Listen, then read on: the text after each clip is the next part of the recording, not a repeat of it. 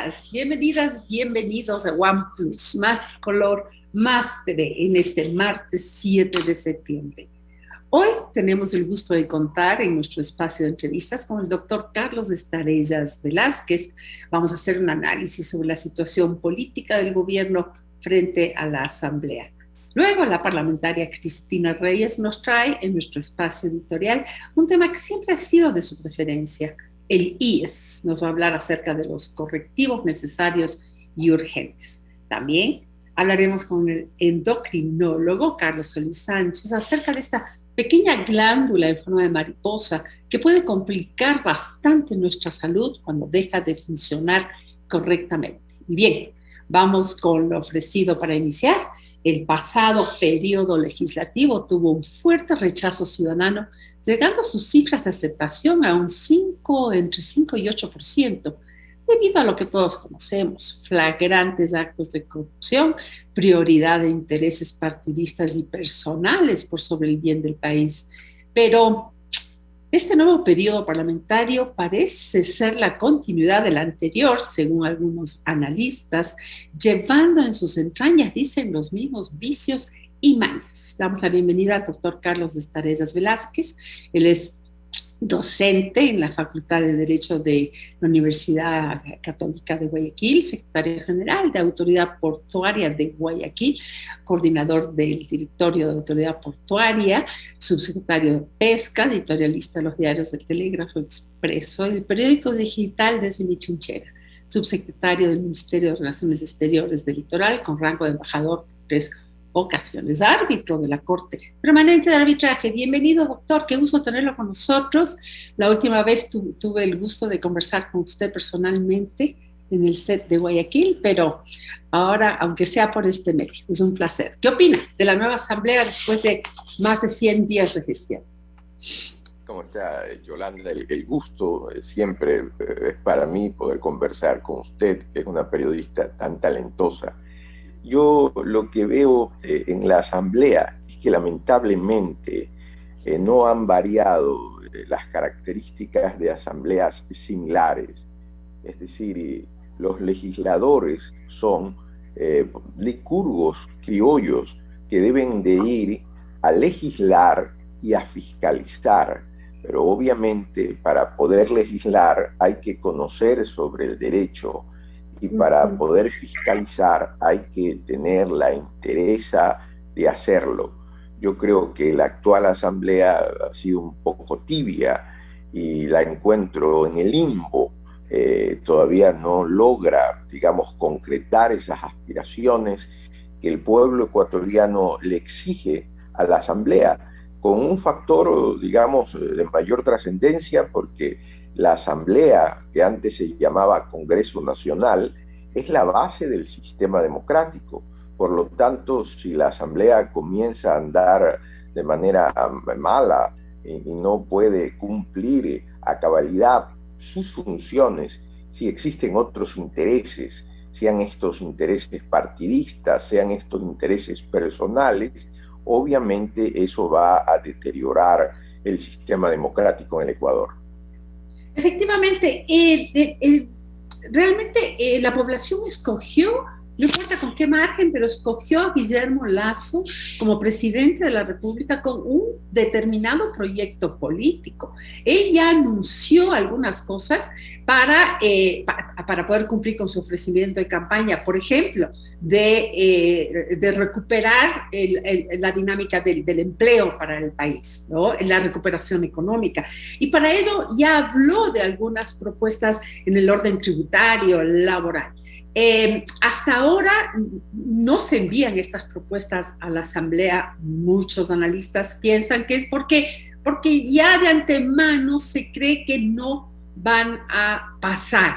Lo que llama aquí la atención, igual que con la proforma presupuestaria que envió el presidente, es que de antemano, sin conocer los proyectos, diferentes bancadas ya rechazan de plano. O sea, Pachacuti, por ejemplo, dice: no vamos a aprobar ningún proyecto que envíe la presidencia. ¿Cómo es esto? ¿Cómo pueden ni siquiera debatir sobre el contenido para demostrar al país, si no están de acuerdo, por qué es aquello, por qué conviene o no al país. Esas actitudes son realmente impresentables, ¿no cree, doctor?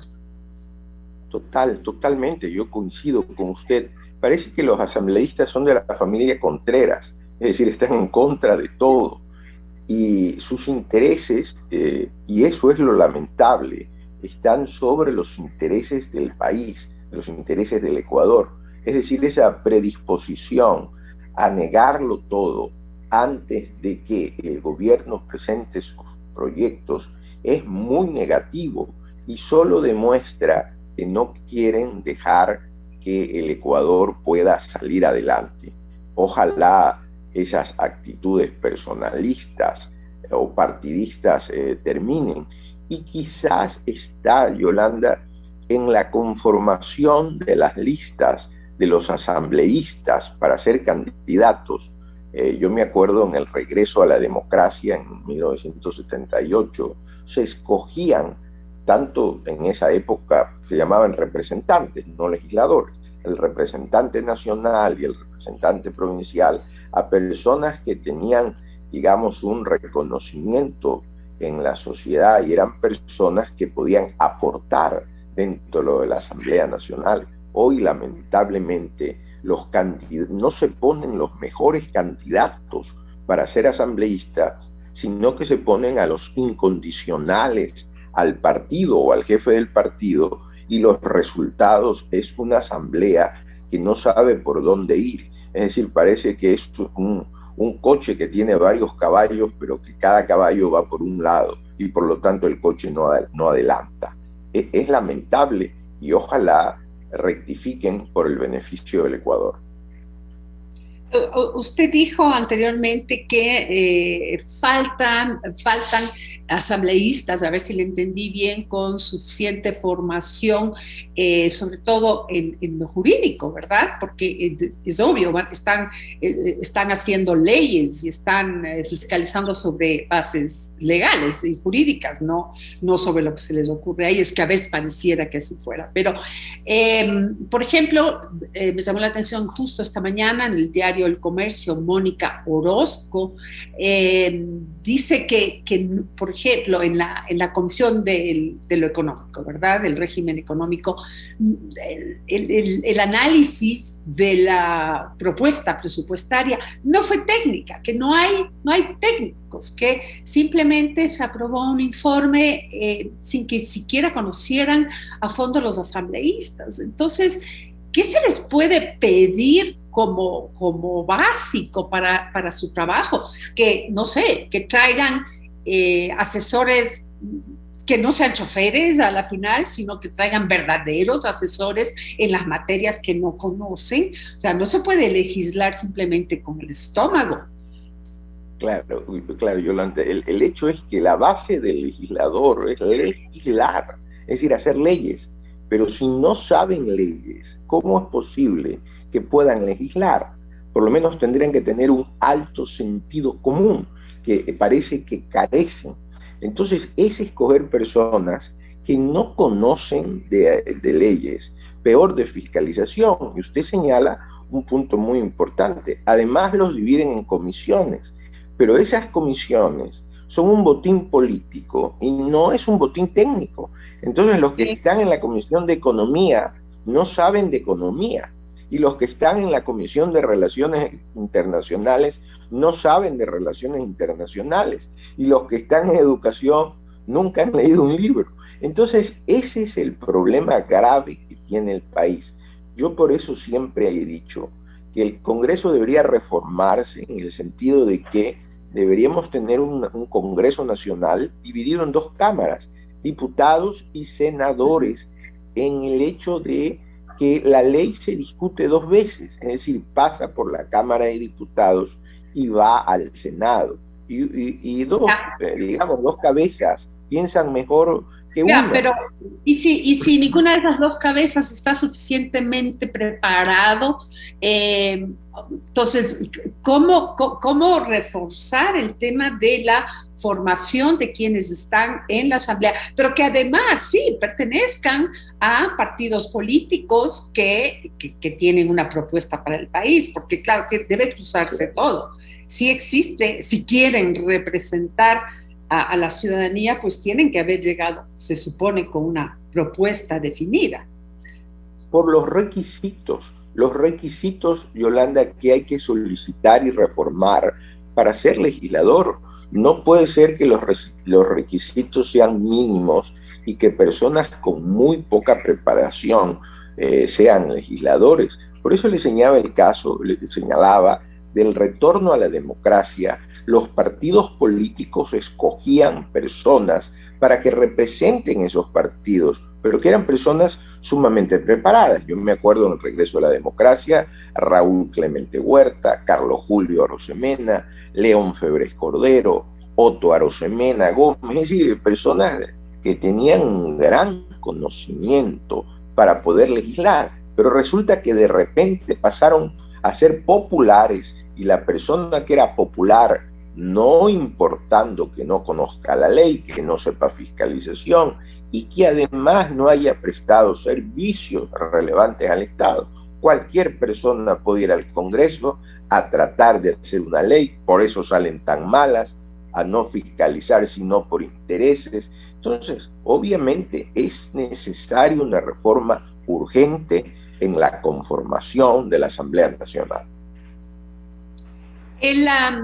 Para el gobierno, la reforma laboral y tributaria son dos pilares imprescindibles para la anhelada reactivación económica y creación de más empleo. Mientras tanto, existe esta amenaza de no aprobarla en la Asamblea, como decíamos al principio, ya de entrada, sin conocerla. Y también hay amenazas de revueltas desde sectores sociales, gremiales e indígenas para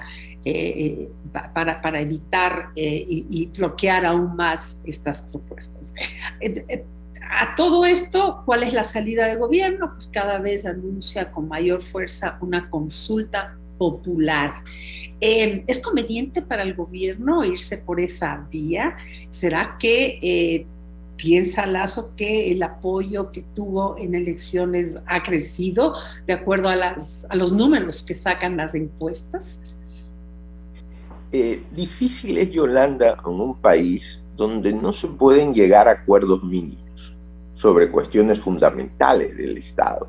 Es decir, donde no se puede llegar a acuerdos mínimos sobre la reforma presupuestaria, donde no se pueden llegar a acuerdos mínimos para mejorar el sistema de salud, es decir, donde no se pueden llegar a esos acuerdos, es un país muy difícil de gobernar.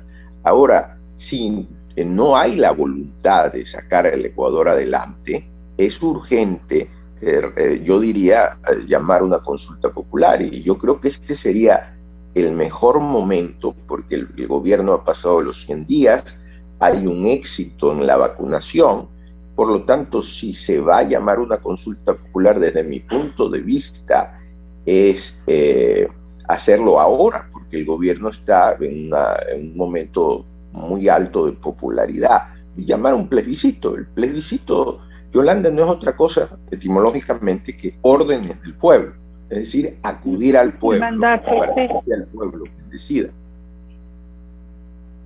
Sí, ahora, como usted dice, tal vez este sería el momento. Sin embargo, hay también quienes ya alertan de que Guillermo Lasso no ganó solamente por sí mismo, sino que fue porque tenía un contrincante que nadie quería votar, digamos, perdón, tuvo su buena votación, que esos votos se fueron al Lasso de quienes no querían votar por Andrés Arauz. Ahora, usted dice que en este momento tiene una imagen muy elevada debido al tema de la vacunación, pero no se olvide que sí hay una campaña en contra, porque todo tiene tiempos y plazos, sí hay algún tipo digamos, de duda de que pueda ganar esa consulta. Entonces, hay quienes piensan que no debería lanzarse, ¿no? Otro problema aquí es quién está haciendo el enlace entre el gobierno y el Parlamento.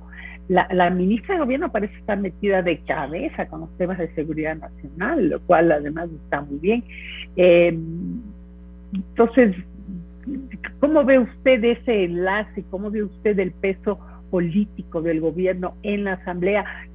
Una vez que quien hacía eso era el asambleísta Monge, que lastimosamente falleció, y parecería que ese vacío quedó ahí. Bueno, Yolanda, históricamente, a excepción de la época del gobierno del señor Correa, era el ministro de Gobierno, el ministro de la política, el que tenía la habilidad para poder llegar a esos acuerdos. Después, obviamente, en ese proceso le quitaron el poder al Ministerio de Gobierno, lo llamaron Ministerio del Interior, lo repartieron en varios, grupos, pero ahora, desde el gobierno anterior, volvió a crearse el Ministerio de Gobierno. Yo creo que es la ministra de Gobierno la persona que debe de ser el enlace con la Asamblea, tener esa habilidad. Es decir, la seguridad siempre fue también parte del Ministerio de Gobierno, entonces no es nada nuevo. El Ministerio de Gobierno le pertenecía a la Policía Nacional, es decir, era parte. Por lo tanto, debe de ser la habilidad de la persona que esté en el Ministerio de Gobierno. Ojalá tenga esa habilidad de poder, llegar hacia la Asamblea. ¿Usted cree que se equivocó Guillermo Lasso desde un inicio al hacer unos acuerdos con sectores no afines ideológicamente, cuya durabilidad siempre estuvo en duda? En política a veces se llegan a acuerdos que no generalmente son los mejores, pero en ese momento esos acuerdos lo han llevado a salir adelante. Yo espero que logre, no por el señor Lasso, por el país, la gobernabilidad que es necesaria en el Ecuador, porque si no, van a venir días muy difíciles al país si es que el gobierno no logra esa gobernabilidad que es tan necesaria para salir adelante, además teniendo el país graves problemas que vienen heredados, es decir, que son necesarios que exista una solución. Por lo tanto, esperemos que todos cooperemos de una u otra manera para que el país salga adelante en momentos difíciles que los tiene el Ecuador. Bueno, eso es lo que realmente esperamos todos. Para finalizar, hay un hecho que me llamó la atención muy fuertemente, y es que no sé hasta qué punto hay asambleístas que creen que por el hecho de ser asambleístas se pueden ir por encima inclusive de cualquier tema legal.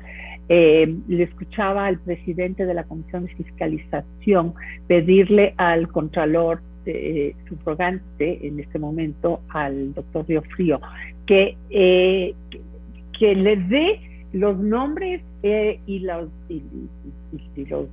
¿cómo se llama?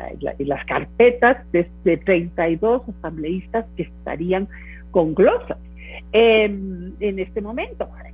Y dice el señor Riofrío, el doctor Riofrío, que él no puede hacer esto porque tiene que proteger el nombre de las personas, ya que está en proceso.